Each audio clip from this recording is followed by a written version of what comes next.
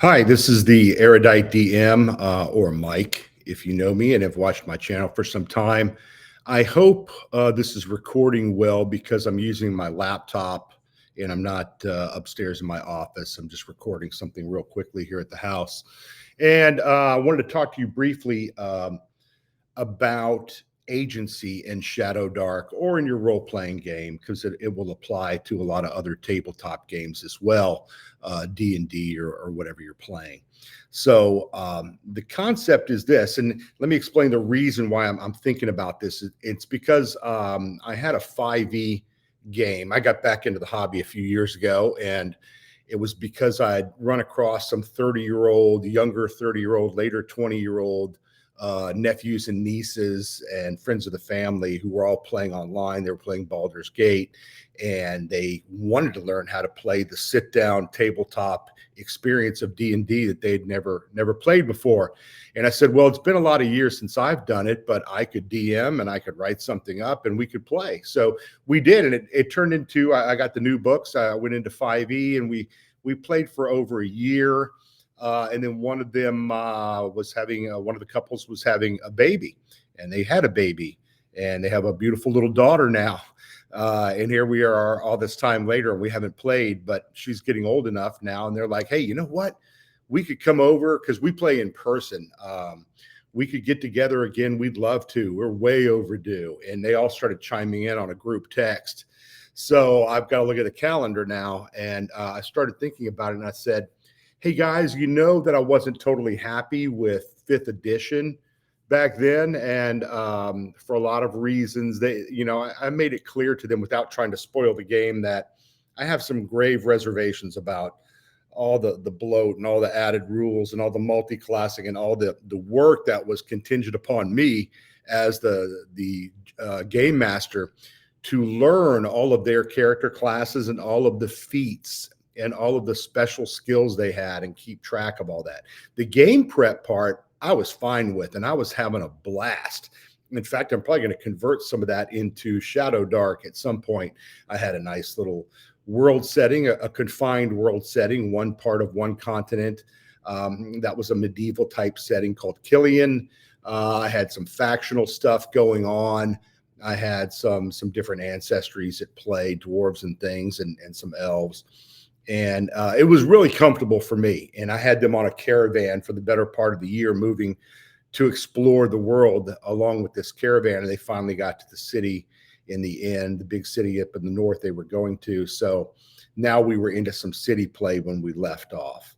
So that part is all fine. My problem with 5e was, as I've said, just too much to remember and too hard on me. So we're going to start playing, but I did convince them. I said, hey, look, guys, trust me on this one. I really would like to try Shadowdark with you. We don't need to do a gauntlet, and I'll talk a little about gauntlets and why I'm not a fan. But so we can just convert. The playing experience at the table, you're not going to know the difference. It's going to be the same thing. You know, it's your turn. What do you do? What does the group want to do? Where do we want to go? And I'm not a railroady type of guy. So where agency comes into this is, I think agency is a two-way street. I completely agree that players need agency and freedom. I'm not a West Marches guy. I'm not interested in competing with adventuring groups one against another or doing a Bronstein. I'm sure it's fun, and maybe I would try it in somebody else's game. I'm just not interested in running that as my home game or something. I do want more of a sandbox feel, but what I tend to do where agency concerned is run more of a point crawl, points of interest type game.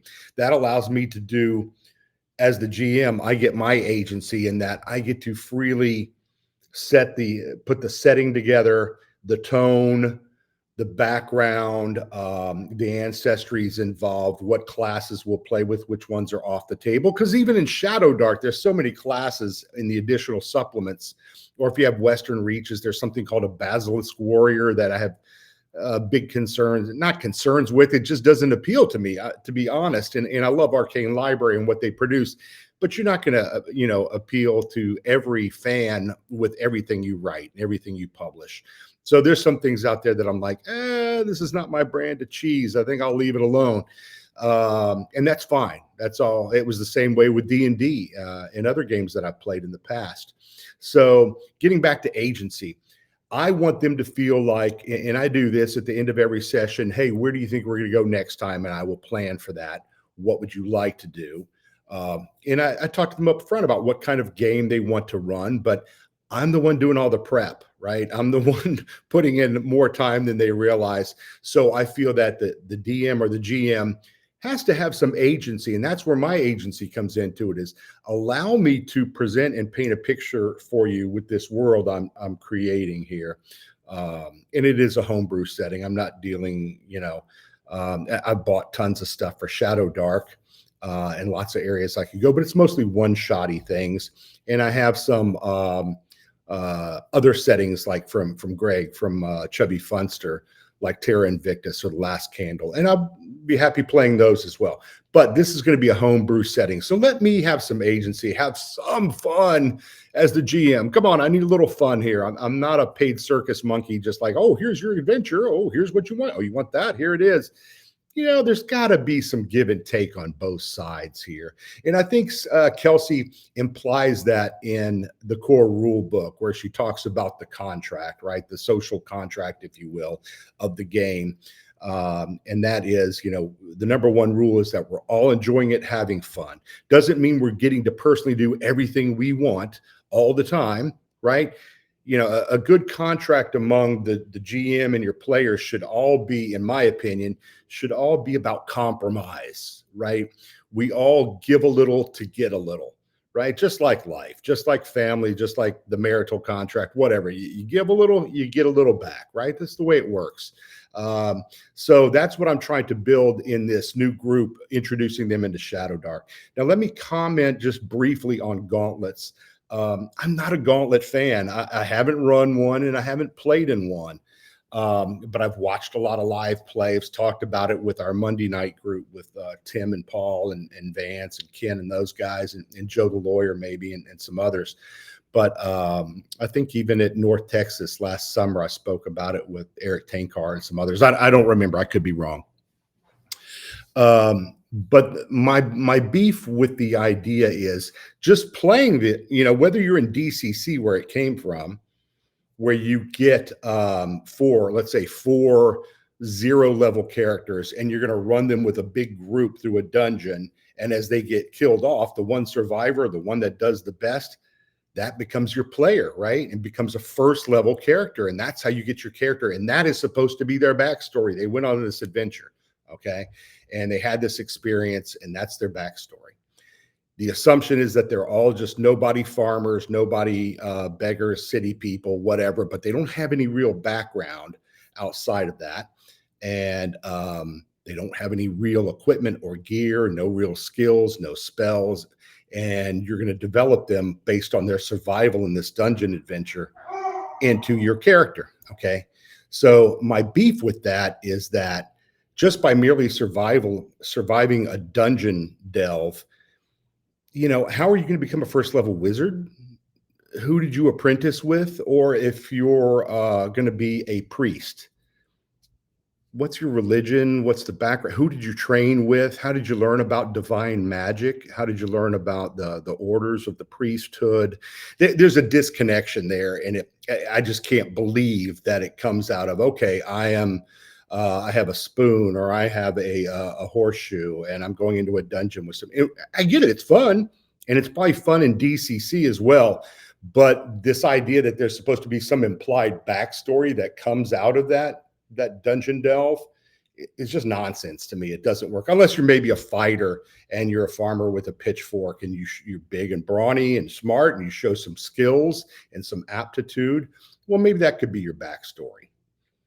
I think it's more likely you were probably recruited into a militia, or trained with a bow or a spear, or you served your liege lord and came up like your father did, and you learned it that way, and maybe over time became a professional soldier or went off with the pirates or the mercenaries. Those are more likely believable backstories to me, at least. So I'm not beating up on gauntlets. It's just not my favorite way to approach the game. And if you like them, Rock on. I'd even play in one, but I just don't want to use them for developing characters. So I'm not going to use gauntlets in my game with my players as I introduce them to Shadowdark this first time. They're all savvy enough now to understand being a first level character. So we'll have fun with that, and I'll let you know how it goes. But tell me about how you view agency in your games back and forth. Yes, players should have agency to explore and to make decisions. I don't want to railroad them, certainly not in adventures. I don't want to force them to go down into a dungeon or to go on a journey or whatever. I want to give them opportunities to grow and expand their characters. But I also want to do it for myself because I put a lot of time and effort into this. Hey, I want to have fun too, who cares about the poor GM? Boo-hoo, right? So I'm kind of kidding, but I'm kind of serious too. It should work both ways. So I'd be interested here in the comments what you folks experience, because I'm guessing most of you are playing Shadowdark and most of you are GMs. That seems to be the experience in the conversations I've had. Tell me what you see and how you approach agency, and maybe throw in what you think about gauntlets. Have you played them? Does it matter, that backstory bit, or is it just a hand wave thing? And okay, so he's now a priest, or she's now a druid, or I don't know. I think I made my point on gauntlets. I don't want to beat it to death. So I hope to hear from you. Give me your thoughts. This is a short one, and have a good afternoon, and we'll talk soon. Thanks.